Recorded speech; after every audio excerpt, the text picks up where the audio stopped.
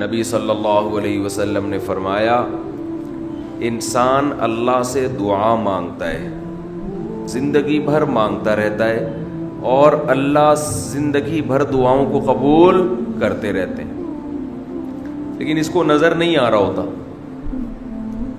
اس کو نظر کہ اللہ اپنے طریقے سے دعا قبول کرتا ہے۔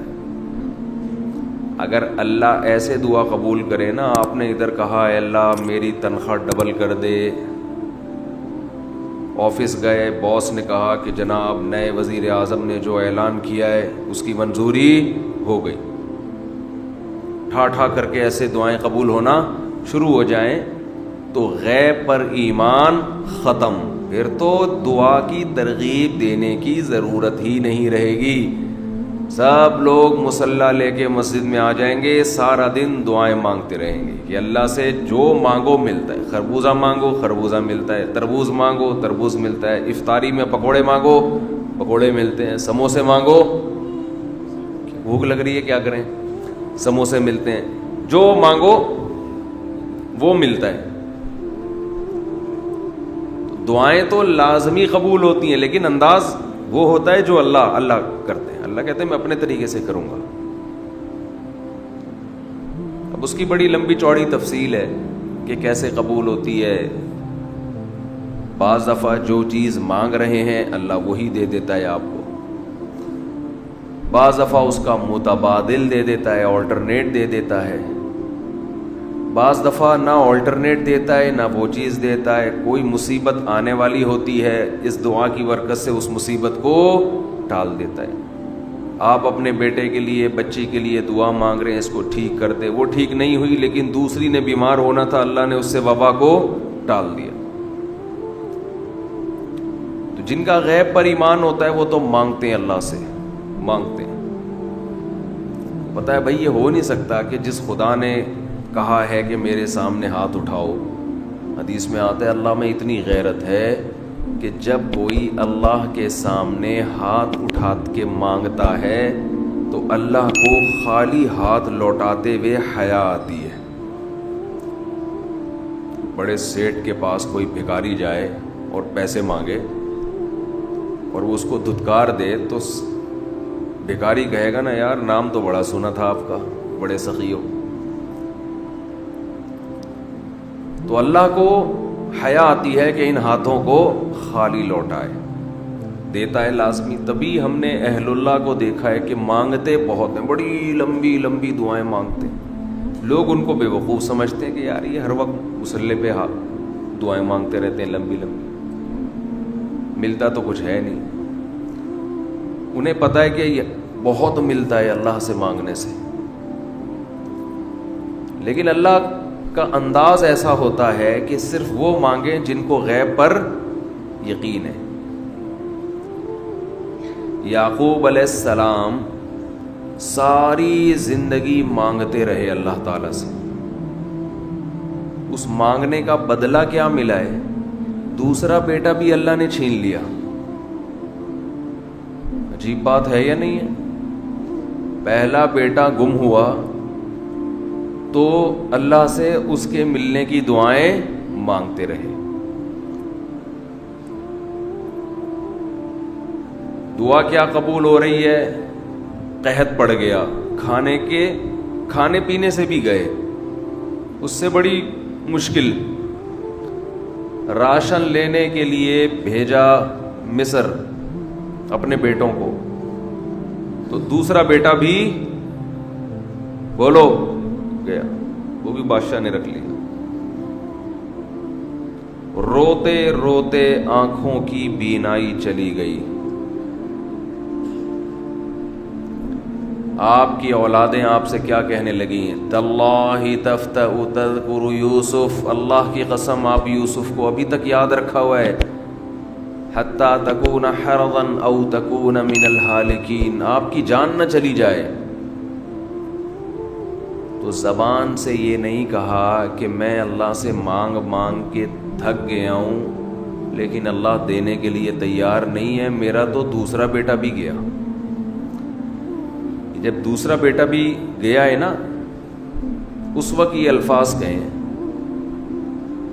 کہ آنکھوں کی بینائی چلی گئی، گھر والے کہنے لگے کیا آپ کو ابھی تک یاد ہے؟ کچھ چیزیں غیر اختیاری ہوتی ہیں، اپنے اختیار سے غم کو سوچنا یہ شریعت میں جائز نہیں ہے، لیکن کچھ چیزیں انسان کے اختیار میں نہیں ہوتی۔ وہ غم جو آپ کے اختیار میں نہیں ہے اس پہ آپ کو گناہ نہیں ملتا، بلکہ صبر پہ ثواب ملتا ہے۔ شریعت میں حکم یہ ہے کہ غم کو بھول جاؤ، اس کو ایک ہی چیز کو لے کے مت بیٹھے رہو۔ لیکن حضرت یعقوب علیہ السلام کو اپنے بیٹے سے اتنی محبت ظاہر ہے اس بیٹے میں بہت ساری خصوصیات تھیں، وہ جانتے تھے کہ اللہ ان کو پیغمبر بنائے گا، کہ اتنے عرصے کے بعد بھی آپ کے دل سے غم نہیں نکلا، لیکن اس غم کو لے کر زندگی گزار دی، کسی کے سامنے اللہ کی شکایت نہیں کی کہ میرے ساتھ کیا ہو رہا ہے۔ اور دعا قبول کیسے ہو رہی ہے کہ دوسرا بیٹا بھی گیا، بیٹوں نے آ کے بتایا کہ آپ کے بیٹے نے چوری کی تھی جس کی وجہ سے بادشاہ نے اس کو رکھ لیا۔ قال بل سولت لکم انفسکم امرا، باپ نے کہا تم نے جیسے پہلے ایک کہانی گڑھی تھی دوبارہ سے ایک کہانی گڑھ لی ہے۔ حالانکہ اس دفعہ بیٹے سچ بول رہے تھے، چوری تو نہیں کی تھی لیکن الزام لگا تھا چوری کا۔ تو یعقوب علیہ السلام نے دوسرے بیٹے کے جانے پہ ایک لفظ ناشکری کا زبان سے نہیں نکالا، بلکہ کیا کہا؟ انما اشکو بثی وحزنی الی اللہ وَأَعْلَمُ مِنَ اللَّهِ مَا لَا تَعْلَمُونَ، میں اپنا غم تمہارے سامنے بیان نہیں کرتا، صرف اللہ کے سامنے بیان کرتا ہوں، اور اللہ کے بارے میں وہ کچھ جانتا ہوں جو تم نہیں جانتے۔ کیا مطلب؟ وہ مجھے تسلی دے رہا ہے، اس میں خیر ہوگی، ہمارا کام ہے مانگنا، ہم بھکاری ہیں۔ یہ تو ملحد اور خدا کے منکر لوگ ہیں جو مسلمانوں کا مذاق اڑاتے ہیں کہ یہ دعائیں مانگتے ہیں اور ان کو ملتا کچھ نہیں ہے۔ او بھائی ہمیں اس سے غرض ہی نہیں ہے کہ رب کیسے دے رہا ہے، ہمیں اس نے پابند بنا دیا مانگو، تو ہمیں اہل اللہ کو تو مزہ اس سے آتا ہے کہ اس نے ہمیں بول دیا مانگو، وہ نہ بھی دے، مانگنا ہی ہمارے لیے سب کچھ ہے۔ تو میں جو بات عرض کر رہا تھا وہ یہ تھی کہ یعقوب علیہ السلام مانگتے رہے، پھر دوسرا بیٹا بھی چھن گیا، کوئی لفظ مایوسی کا زبان سے نہیں نکالا۔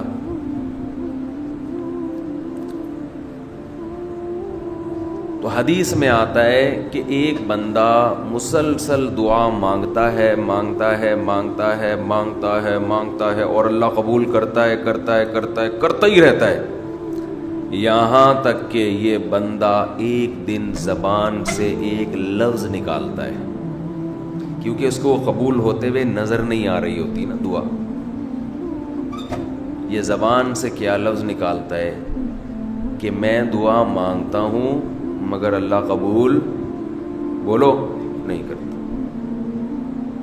جیسے معاذ اللہ نقل کفر کہ یعقوب علیہ السلام اگر کہہ دیتے کہ اللہ کئی سال سے دعا مانگ رہا تھا بیٹا مل جائے، مگر تو نے تو دوسرا بھی چھین لیا، لہذا ثابت یہ ہوا کہ میں مانگتا تو ہوں لیکن اوپر والا قبول نہیں کرتا۔ اگر یہ لفظ زبان سے نکالتے جیسے کہ آج کل لوگ نکالتے ہیں زبان سے، تو حدیث میں آتا ہے یہ جو جملہ زبان سے نکالا ہے اس کے بعد سے اللہ قبول کرنا چھوڑ دیتے ہیں، اس سے پہلے ہو رہی تھی، آپ نے یہ لفظ کہہ دیا اس کو ہلکا سمجھ کے، اللہ کے ترازو میں یہ کلمہ، یہ چھوٹا سا جملہ بہت بھاری ہے اللہ کی غضب کو دعوت دینے کے لیے. اللہ کہتے ہیں مجھے تانا دے دیا کہ میں قبول نہیں کرتا. گھروں میں جھگڑا ہوتا ہے نا, عورت کہتی ہے مرد کھلا کھلا کے تھک جائے, بیوی کہتی ہے ہاتھ تنگ کیا ہوا ہے کھلاتے نہیں ہو. بعض دفعہ آدمی کو غصہ آتا ہے کہ اب میں ہاتھ اپنا تنگ کر کے دکھاؤں گا, اب انڈے نہیں لے کر آؤں گا. میں کہتا ہوں چنگیز خان بھی, اگر کوئی چنگیز خان کی اولاد ہے نا, اس میں بھی اتنی طاقت نہیں ہے کہ بیوی کہے کہ 6 انڈے چاہیے اور وہ ان 6 کو 4 کر کے دکھا دے, یعنی آج 4 انڈے آئیں گے 6 نہیں آئیں گے. کوئی ہے ایسا مائی کا لال؟ کوئی ایسا مائی کا لال پیدا نہیں ہو. تو استنبول کیسے فتح کرو گے؟ صحیح, استنبول کیسے فتح کرو؟ سلطان محمد فاتح نے استنبول فتح کیا تھا نا. ایک بڑے بزرگ نے بڑی اچھی بات کہی کہ فرعون نے ہزاروں بچوں کو قتل کیا, اور بنی اسرائیل کے نا, لیکن موسیٰ علیہ السلام جب صندوق سے نکلے فرعون نے ارادہ کیا اس کو بھی قتل کروں. فرعون کی بیوی نے کہا لا تقتلوہ, اسے قتل مت کرو. فرعون نے کہا اچھا. فرعون نے کیا کہا؟ ٹھیک, it is okay, no problem. سمجھتے ہو؟ تو یہ ہمارے لیے بڑی تسلی کی بات ہے, یہ ہمارے لیے بڑی تسلی کی بات ہے کہ جب فرعون جیسا آدمی گھر میں فرعون نہیں تھا تو ہم اور آپ کس کھیت کی مولی ہیں یار. چلتے رہو جیسے زندگی گزار رہے ہو, جتنے انڈے کہے ہیں اتنے لے آیا کرو.